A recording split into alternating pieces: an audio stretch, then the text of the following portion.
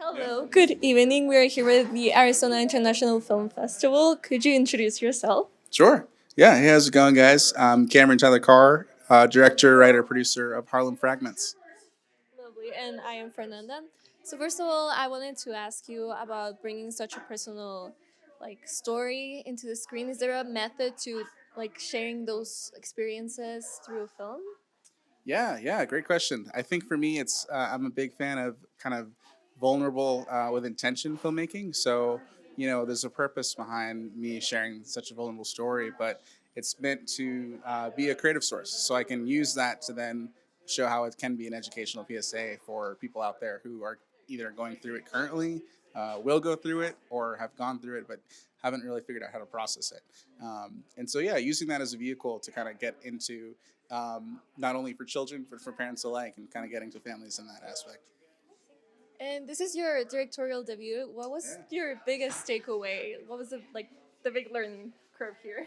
Yeah, great question. I think for me as a directorial debut, right, I think that you have to kind of have confidence in yourself. So being what I've been telling my crew that I had formed from all the projects that I was on before, through producing, through executive producing, through assistant directing, you get the reps in that you see that you can actually have the confidence to do it yourself, and so you can pick and choose your director styles from things that you learn on set. You can see how people run their own sets and what such environments that might not be the best case, and some things that you want to incorporate into your game. But I think the biggest thing is being able to have confidence in yourself that you have the agency to pull off the vision that only you have. I think a lot of people don't take that for granted, and I think that even tonight we saw such a wide slate of films that are very personal to that specific director. So just having confidence within that self, I think, was the biggest learning, or already known fact, but being able to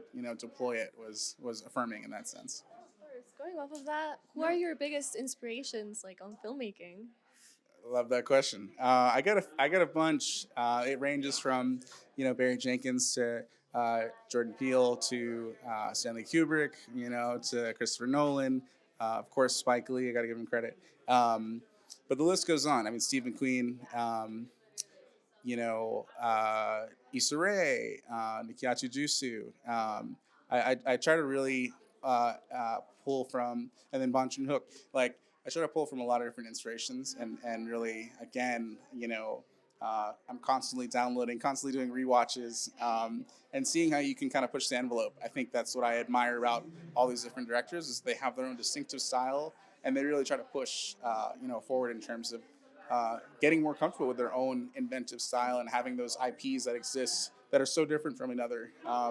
If you put Get Out next to Parasite, it's like two completely different styles, but they're so uh, unapologetically, undeniable in their set tones in itself. So I think that for me is always inspiring to continue my filmmaking identity and kind of really have confidence within that character.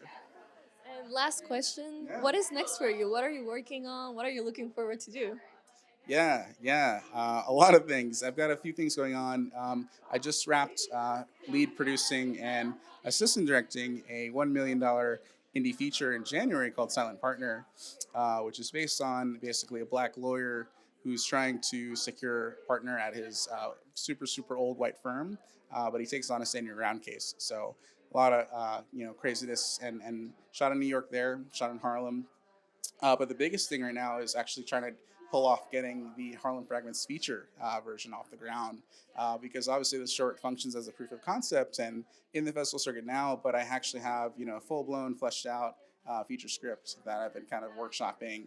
I was fortunate enough to get Sundance Round Two to look at it, so really trying to secure the funding, and getting that ready to go, and then after that, I think my second project that I'd want to do, another feature, is Harlem Bebop, which is kind of an expanded universe in the same kind of, like I said, I'm really trying to put Harlem on the map the same way Spike did for Brooklyn. So really trying to show all the different expansive ways that the beauty of Harlem exists. So.